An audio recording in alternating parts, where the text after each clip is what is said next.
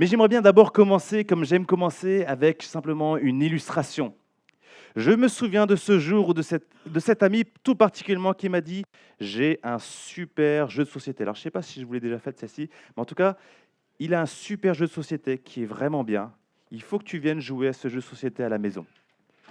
Et lorsque j'arrive chez lui à la maison, c'est un bon jeu de société, mais avec de multiples et multiples règles, à tel point qu'à la fin, une fois qu'il t'a lu les règles, tu te dis: «Mince, comment ça va se passer? Ça va être vraiment une catastrophe. Comment on peut arriver jusqu'au bout?» En fait, tu as des buts principaux avec des quêtes secondaires, tu as des rôles, des compétences selon les personnages, etc. Soit c'est quelque chose de très compliqué. Et si finalement je m'étais arrêté à cet simple moment où cet ami m'avait expliqué les règles du jeu, eh bien, ça n'aurait aucun sens pour moi si je n'avais jamais pu expérimenter le jeu, si je n'avais jamais pu jouer. Je serais rentré chez moi en me disant: «J'ai passé une soirée vraiment barbante et mon copain était très très heureux. Je suis content pour lui, mais pour moi, c'était vraiment pas intéressant». Parce qu'il arrive au moment, et peut-être vous faites partie de ces personnes qui, quand on explique des règles de jeu de société, vous vous dites: «C'est compliqué», et que la seule manière pour intégrer, c'est finalement la mise en pratique quand on joue. Ma femme a la capacité de comprendre et de m'expliquer les règles, et moi j'ai l'incapacité à comprendre facilement. Il me faut plus de temps pour mettre au clair. Et puis au fur et à mesure du moment où on joue, eh bien c'est là où on commence à découvrir quelques subtilités. Et puis on nous dit: «Tiens, tu n'avais pas pris cet élément en compte». Ou justement à la fin du jeu, tu réalises qu'il te manque, que si tu avais pris cet élément en compte, en fait, tu aurais pu gagner encore plus de points et finalement tu aurais pu gagner le jeu. Ah, mais si j'avais su, je suis passé vraiment à côté de la plaque. Dommage. Au début, on tâtonne, on découvre plein de choses, et au bout d'un moment, on comprend, et nous sommes en mesure de comprendre les subtilités, les stratégies, et pour profiter de tous les éléments de règles et pour mener à bien sa stratégie. Et en fait, nous y voilà, ici, au chapitre 11. Cela fait partie maintenant de chapitre 12. 11 chapitres précédemment nous ont donné un peu, je pourrais dire, les règles du jeu, si je peux dire ça comme ça. C'est les éléments de doctrine, toutes les réalités, les révélations concernant Jésus-Christ, la relation de l'être humain avec Dieu et les implications dans nos vies. Et maintenant, nous sommes à un moment charnière dans l'épître aux Romains, dans cette lettre. L'apôtre Paul va passer maintenant aux choses concrètes. Voilà comment maintenant jouer. On va passer maintenant au concret. On ne va pas rester simplement sur la théorie, mais maintenant, voilà comment ça doit impacter la vie. Comment vivre avec le but en perspective et vivre avec ce nouveau statut en Jésus. Qu'est-ce que ça implique pour moi, toutes ces révélations, ces promesses, ces avertissements qu'on a pu voir dans les 11 premiers chapitres. Et si vous vous dites les 11 premiers chapitres, j'en connais rien du tout, soit je vous invite à prendre une Bible et à lire dans l'Épître aux Romains, donc on est dans le Nouveau Testament, ou aller sur notre chaîne YouTube, Église des Halles, pour voir les différentes réflexions menées pour chacun de ces chapitres. Nous allons et nous remarquerons finalement que la vie va à l'opposé de notre instinct premier, de la culture ambiante. Voilà pourquoi nous allons voir que nous sommes appelés à prendre un virage à 180 degrés avec Jésus. Un virage à 180 degrés dans notre conception de la vie, un virage à 180 degrés dans l'emploi de nos dons, et un virage à 180 degrés dans notre relation aux autres. Mais avant de se lancer, ça vaut le coup de commencer avec simplement quelques mots dans ce chapitre 12. Voilà, il commence avec « Je vous encourage donc ». Et il semble très intéressant, important de réfléchir à ce « donc ». Qu'est-ce que ça signifie ? En fait, il fait référence aux 11 chapitres précédents. C'est la conséquence de l'exposé de l'Évangile. Paul, comme notre ami qui a bien compris les règles du jeu, nous donne maintenant les conseils pour vivre et saisir toutes les possibilités que nous avons reçues, que nous avons en Christ. Et cet évangile se retrouve dans les chapitres précédents. Nous avons vu que chaque humain est naturellement attaché à vivre selon sa propre conception du bien et du mal, tout en ignorant Dieu, en ne prenant pas Dieu en compte et en ne reconnaissant pas Dieu à la place qui lui revient. Chaque humain, finalement, se dresse consciemment ou non comme une insulte à Dieu. C'est grave et c'est dur d'entendre ça. Mais on pourrait imaginer ce papa qui va rencontrer pour la première fois le fiancé de sa fille chérie. Et lorsque le jeune homme arrive, il salue à peine le papa et va agir de manière complètement inhabituelle au point que le papa se sente insulté. Il ne m'a pas honoré de la manière dont j'aurais voulu, il m'a tout de suite tutoyé, etc. etc. Et finalement, le père, il se dit, ça ne va pas du tout. Et puis, ce jeune homme, il a une manière de faire qui est vraiment, vraiment particulière. Voilà, C'est pas très agréable comme compagnie. Et je peux vous assurer que ce jeune homme ne risque pas d'avoir l'approbation de ce papa pour qu'il épouse sa fille. Peut-être que c'est soit volontaire, je veux marquer mon opposition par rapport à toi, alors je marque de manière très forte, ou soit c'est peut-être simplement culturel. C'est tout à fait normal chez moi de tutoyer tout le monde, d'agir comme ça avec les uns et les autres. Le papa n'a pas été du coup reconnu à la juste valeur. En insultant son futur beau-père, il rentre dans une situation conflictuelle avec lui. Et c'est un peu dans cette situation, cette illustration, pour nous montrer ce conflit, avec Dieu, entre Dieu et l'humanité. Finalement, l'humanité ne reconnaît pas Dieu à sa juste valeur et ça cause des problèmes. Mais, oh, on l'a chanté, Dieu dans sa grâce. Et c'est l'objet de notre culte, de notre présence ici. Sinon, on serait parti aux quatre coins, on ne serait même pas réunis ici, on ne chercherait même pas à chercher à nous approcher de Dieu. Dieu, dans sa grâce, apporte la délivrance par le moyen de la foi en Jésus-Christ. Sa vie juste et sa victoire sur la mort, finalement sur le mal, est mise au profit de tous ceux qui saisissent ce don immérité, cette grâce. Au point que l'apôtre Paul nous déclare que par l'union avec Jésus-Christ, ça nous révèle que celui qui croit est comme mort à son ancienne vie, avec la condamnation que ça comportait, pour renaître avec Jésus à une vie nouvelle, en paix avec Dieu. Dans l'union avec Jésus-Christ, c'est comme si nous étions morts pour notre péché, morts au péché, et nous revenions à la vie, à une vie nouvelle, réconciliés en paix avec Dieu. Et nous allons voir par la suite quel impact ça peut avoir. On y reviendra. Il y a un changement qui est important. Et laissez-moi emprunter encore une autre illustration. Il y a une nouvelle relation, autrefois coupable, ennemi, en rébellion, en conflit avec Dieu. Nous sommes maintenant réconciliés, amis, nous sommes en paix avec Dieu.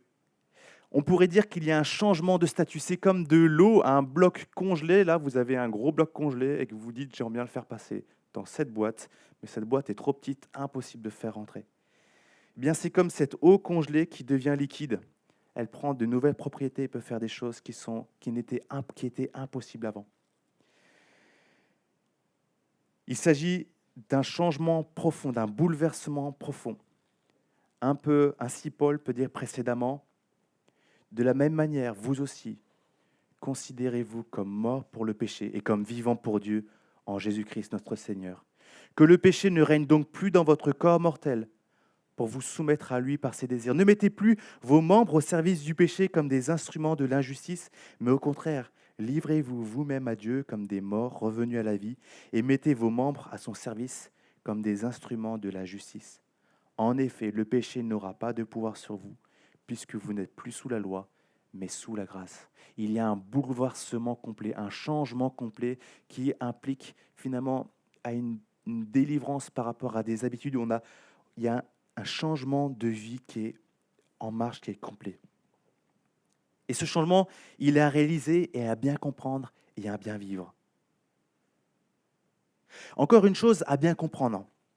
Tout ce plan de sauvetage, ce renouveau, est une grâce. Nous avons chanté tout par grâce. C'est-à-dire que c'est un cadeau immérité. On devrait mériter l'inverse et on ne prend pas compte de nos erreurs, de nos fautes. Et en plus de ça, on nous donne quelque chose de plus.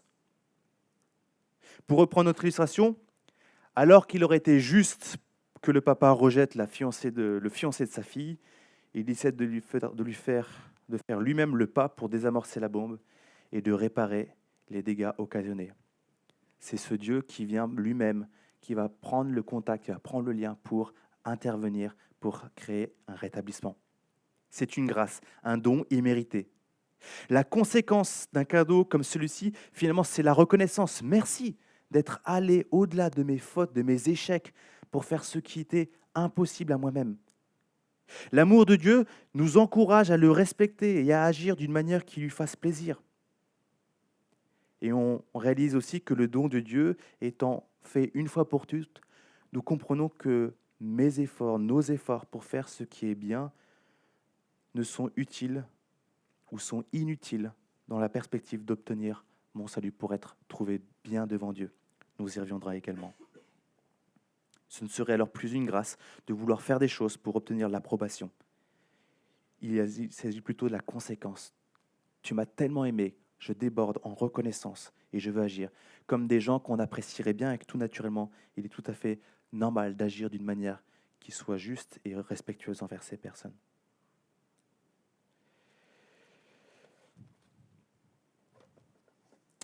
Voilà, vous aurez compris. Le petit donc nous amène à une rencontre avec Jésus. Et le salut, par le moyen de la foi, marque un virage à 180 degrés. 180 degrés, du coup, dans notre conception de la vie. Et nous allons prendre notre chapitre 12 pour voir les 2 premiers versets. Je vous encourage donc, frères et sœurs, par les compassions de Dieu, à offrir votre corps comme un sacrifice vivant, saint, agréable à Dieu. Ce sera de votre part un culte raisonnable. Ne vous conformez pas au monde actuel, mais soyez transformés par le renouvellement de l'intelligence, afin de discerner quelle est la volonté de Dieu, ce qui est bon, agréable et parfait. Ce virage commence par une réorientation de nos objectifs de vie. Sauvés par grâce, nous l'avons vu, nous sommes invités à nous mettre complètement au service de Dieu. L'objectif est de faire ce qui plaît à Dieu et de l'honorer. En nous offrant, nous nous plaçons sous l'autorité d'un nouveau maître, et non pas dans une sorte d'esclavage sordide, mais dans une relation aimante et reconnaissante. Qu'est-ce qui motive cet appel à s'offrir à Dieu pour rechercher ce qui lui plaît?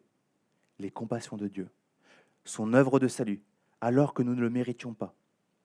Alors, reconnaissant qui est Dieu, le respectant, lui étant reconnaissant et en l'aimant, c'est dans la logique des choses que l'on se mette à son service et qu'on reconnaisse sa royauté. Mais il est question de choix et d'une lutte, c'est ce que nous voyons ici. D'une part, le monde actuel qui ne reconnaît pas Dieu, et de l'autre, la transformation qui est interne et qui est opérée par Dieu, le Saint-Esprit, qui nourrit la foi. Comment honorer Dieu si on se laisse influencer par un monde qui ne reconnaît pas Dieu à sa juste place?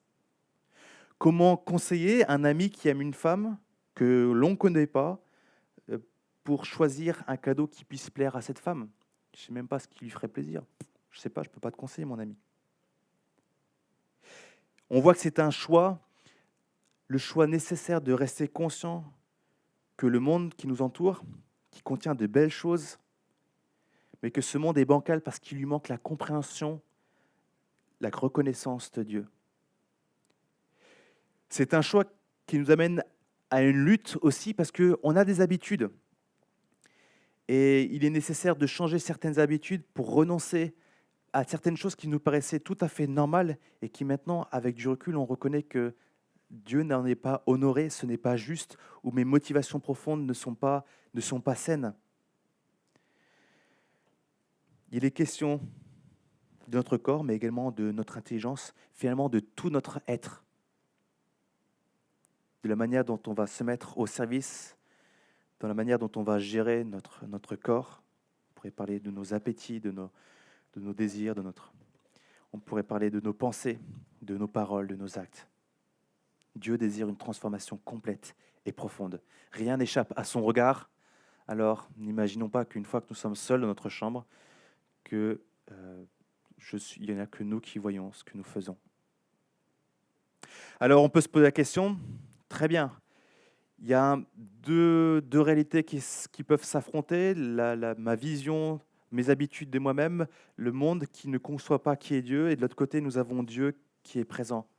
Alors, comment choisir et comment être renouvelé, comment être interpellé pour grandir dans cette compréhension et être transformé dans le renouvellement de l'intelligence? Nous avons vu, c'est un don que Dieu réalise par son esprit, il travaille en nous. Et des fois, tu peux voir des gens et tu te dis, mais comment c'est possible? Tu as complètement changé. C'est l'œuvre de Dieu qui est miraculeuse, qui est incroyable. Mais il travaille en collaboration avec nous. Et il nous donne cette grâce d'être interpellés par sa parole. Nous lisons en 2 Timothée 3,16, « Toute l'Écriture est inspirée de Dieu et utile pour enseigner, pour convaincre, pour corriger, pour instruire dans la justice, afin que l'homme de Dieu soit formé et équipé pour toute œuvre bonne. » Alors ces 2 versets ont toute son importance et marquent vraiment la goupille pour le virage dans cette compréhension entre l'enseignement général et maintenant la mise en pratique. Il y a un choix à prendre, une considération à prendre et à saisir cette transformation. Nous devons faire face à cela.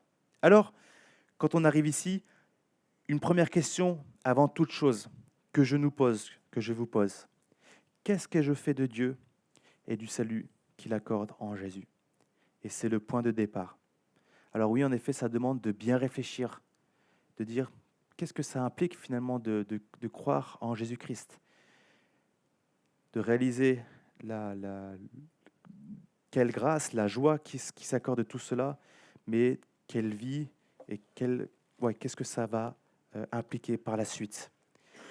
C'est là nous devons prendre le temps de bien réfléchir. Et peut-être il y a des questions qui subsistent, des interrogations, des doutes, et je vous invite vraiment à poser des questions, à réfléchir, à méditer.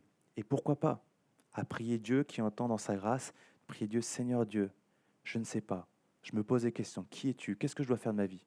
Je ne crois pas que tout ça soit simplement hasard. Montre-toi, moi j'ai besoin de te connaître.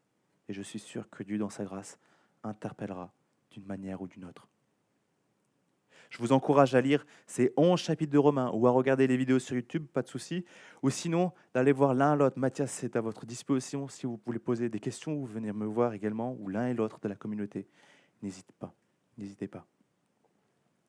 Et la deuxième question que je peux nous poser, si nous êtes vivants, si nous sommes vivants avec Christ, si nous appartenons à Christ, si nous avons décidé de placer notre confiance, si nous sommes sauvés par sa grâce, que nous sommes enfants de Dieu, c'est extraordinaire. Mais de quelle manière s'oriente notre vie? Prenons notre semaine, regardons combien de temps nous avons pu passer, comment sont organisées nos activités, et nous allons bien voir quelle valeur on porte les choses. Et si vous vous dites en vous-même, oups, c'est vrai que cette semaine, c'était pas terrible, j'ai peut-être passé plus de temps à regarder des films, à faire plein de choses, et qu'est-ce qu'il en est de ma vie? Eh bien, il y a tout un processus de lutte, de défi continuel pour la persévérance dans la foi et le désir d'être à l'écoute de Dieu. Ce qui est incroyable, c'est que Dieu nous interpelle à vivre à sa suite dans toutes circonstances. C'est ce qu'on verra dans la suite, dans les petites choses comme dans les grandes choses, et nous pouvons nous réjouir et nous laisser transformer. Mais l'appel ici, c'est de ne pas nous laisser influencer par diverses choses qui peuvent nous présenter des belles choses, mais bancales, comme je vous l'ai dit, sans cette perspective de Dieu, mais d'être continuellement renouvelé, de rechercher ce qui peut nous faire grandir, ce qui peut nous nourrir spirituellement. Nous avons besoin de lire la Bible, de lire des bons livres, d'écouter des bonnes prédications, d'être encouragé par des frères et sœurs, de pouvoir prier, de pouvoir chanter des louanges, de pouvoir vivre plein de choses encourageantes. Donc, un point d'interpellation qui est pour moi une réelle interpellation. Virage à 180 degrés. 180 degrés dans la manière de concevoir notre vie. Et maintenant, un virage à 180 degrés dans l'emploi de nos dons. Et je continue la lecture à partir du verset 3. Par la grâce qui m'a été donnée, je dis à chacun de vous de ne pas avoir une trop haute opinion de lui-même, mais de garder des sentiments modestes, chacun selon la mesure de foi que Dieu lui a donnée.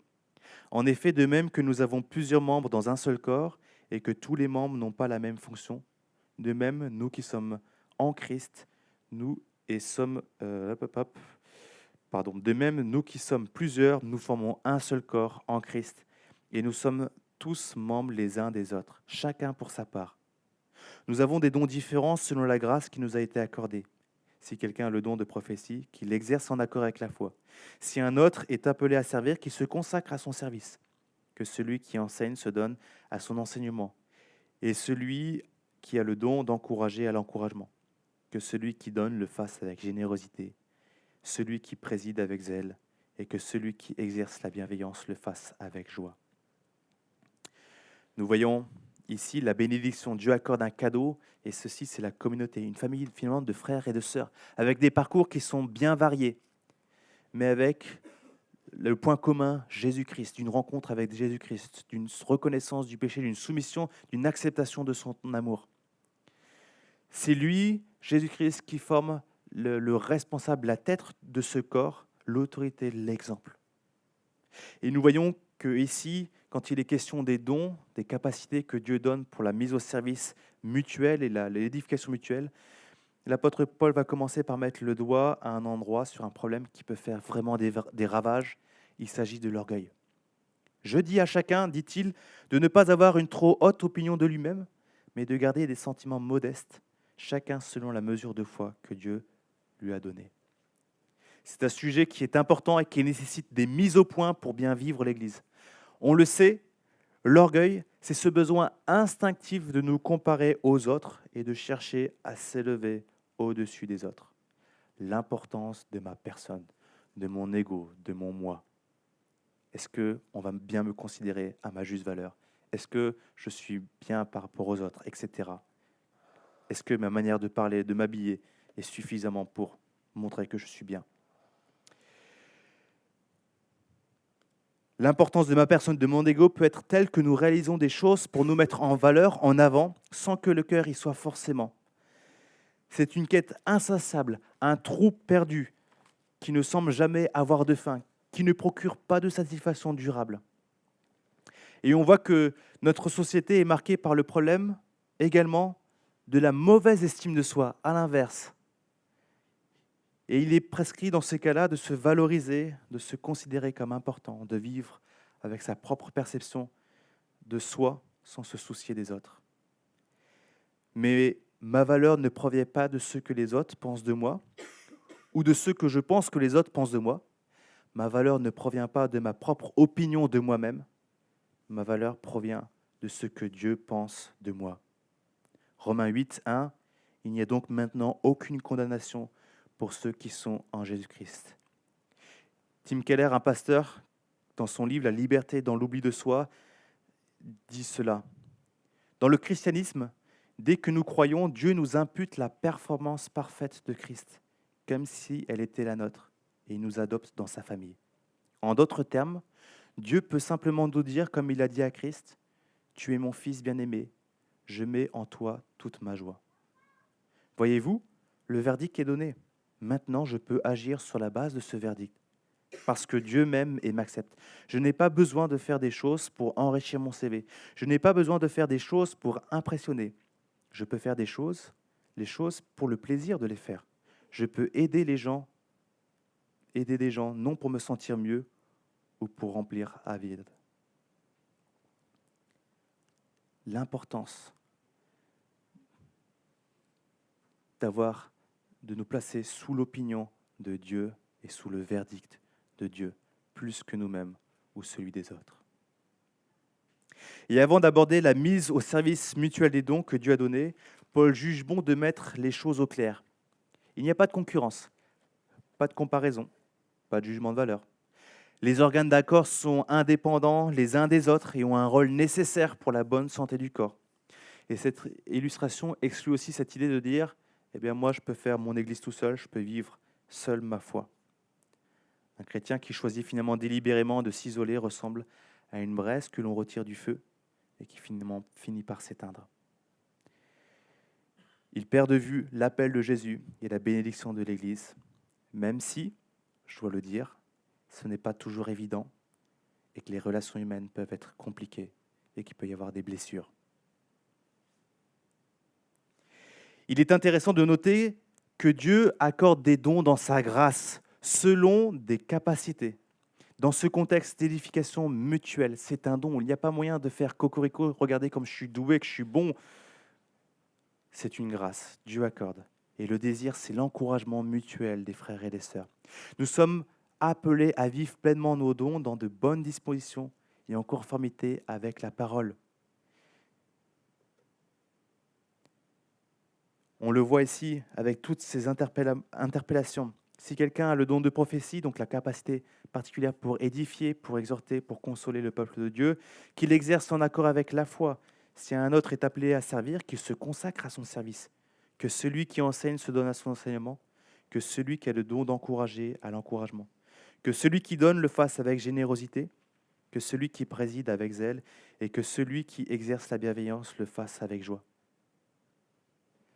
Des bonnes dispositions de cœur à la gloire de Dieu et pour l'encouragement des frères et des sœurs. Alors se pose la question, la grande question, mais quel est mon don ?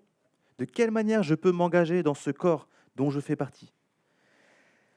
Plusieurs réflexions. Qu'est-ce qu'on aime faire ? Est-ce qu'il y a des capacités pour lesquelles tu as été reconnu ? Et dans quoi vous êtes finalement doué ? Et je peux vous encourager en vous disant qu'il y a une multitude de moyens de servir, d'expérimenter dans l'Église, avec des multiples possibilités qui pourraient même aller au-delà de ce qu'on a ici, au-delà de ce qui est proposé ici comme service. Et l'encouragement de dire il faut expérimenter pour voir et être à l'écoute pour entendre les retours des frères et des sœurs. Je me souviens également d'un témoignage d'un frère qui a demandé aux responsables de son église, que ça ne vous décourage pas, de quelle manière il pouvait servir dans son église. Et il s'attendait à recevoir un service à la hauteur de sa conception de lui-même, et il s'est retrouvé à récurer les toilettes pendant plusieurs mois. Mais finalement, dans son témoignage, c'est toute la difficulté que ça pouvait opérer chez lui, et après quelques mois, il raconte l'incroyable bénéfice de cette activité ou de ce service, finalement de s'humilier, d'accepter à rendre service, de prendre le temps qu'il a à disposition, et finalement pour une chose qui paraît insignifiante, de bénir l'Église. Il y a bien des moyens de pouvoir servir l'Église. Le temps est un don que Dieu donne. La serviabilité, finalement, est aussi un don, et on peut servir de bien des manières. Alors, je ne vais pas vous dire, mais si, je vais vous le dire quand même, qu'il y a un panneau d'affichage pour le service de ménage. Et vous pouvez vous y inscrire librement. Et je vous encourage à servir, à prendre cette place dans l'Église pour aider. Et je vous assure que c'est une réelle bénédiction quand on peut aller aux toilettes, sachant que c'est propre. On se sent mieux accueilli. Dans des choses toutes petites, et qui pourtant ont toute son importance. Et soyons assurés que même si peut-être les gens ne voient pas notre service, et qu'on vient ici, vous êtes peut-être venu ce dimanche en étant tout à fait normal que ce soit propre, sans imaginer que quelqu'un a passé 2-4 heures de ménage avant, eh bien Dieu voit, et Dieu reconnaît les dispositions dans lesquelles nous pouvons servir. Alors 2 questions aussi. Qu'est-ce qui fait ma valeur ? Le regard des autres, le mien ou celui de Dieu ? Et la deuxième question, de quelle façon je m'implique avec les dons que Dieu m'a donnés ? De quelle manière je m'implique aujourd'hui dans l'Église ? Quel service je prends dans l'Église ? 3e point et dernier point, le virage à 180 degrés aussi implique des changements dans nos relations aux autres. On voit un virage à 180 degrés dans nos relations aux autres, et c'est les versets 9 à 21. Que l'amour soit sans hypocrisie, ayez le mal en horreur, attachez-vous au bien. Par amour fraternel, soyez pleins d'affection les uns pour les autres et rivalisez d'estime réciproque. Ayez du zèle et non de la paresse. Soyez fervents d'esprit et servez le Seigneur. Réjouissez-vous dans l'espérance et soyez patients dans la détresse. Persévérez dans la prière, pourvoyez aux besoins des saints et exercez l'hospitalité avec empressement. Bénissez ceux qui vous persécutent, bénissez et ne maudissez pas. Réjouissez-vous avec ceux qui se réjouissent, pleurez avec ceux qui pleurent. Vivez en plein accord les uns avec les autres. N'aspirez pas à ce qui est élevé, mais laissez-vous attirer par ce qui est humble. Ne vous prenez pas pour des sages. Ne rendez à personne le mal pour le mal. Recherchez ce qui est bien devant tous les hommes. Si cela est possible et dans la mesure où cela dépend de vous, soyez en paix avec tous les hommes. Ne vous vengez pas vous-même, bien-aimés, mais laissez agir la colère de Dieu. Car il est écrit, « C'est à moi qu'appartienne la vengeance. C'est moi qui donnerai à chacun ce qu'il mérite, dit le Seigneur. Mais si ton ennemi a faim, donne-lui à manger. S'il a soif, donne-lui à boire. Car en agissant ainsi, tu amasseras des charbons ardents sur sa tête. Ne te laisse pas vaincre par le mal, mais sois vainqueur du mal par le bien. » Quand on lit ça, on peut se poser la question, vision utopique ou réalité? Et nous avons ici 22 exhortations qui sont censées cohérentes pour celui qui appartient à Jésus. Alors bien entendu, il s'agit d'un changement complet de sentiment, de gestion de l'amour et de la souffrance et de la colère. J'ai aucune prétention de vous dire qu'il s'agit tout à fait de mon profil en lisant cela, et que bel et bien je suis dans un cheminement, et c'est la réalité d'un cheminement qui accompagne le chrétien. Sauvé en Jésus-Christ, on rentre dans un cheminement qui conduit jusqu'à la mort, jusqu'au jour où nous serons dans la présence de Dieu, renouvelés complètement. Nous avons le Saint-Esprit qui œuvre en nous et qui nous aide à choisir l'attitude juste, qui nous travaille, qui nous interpelle.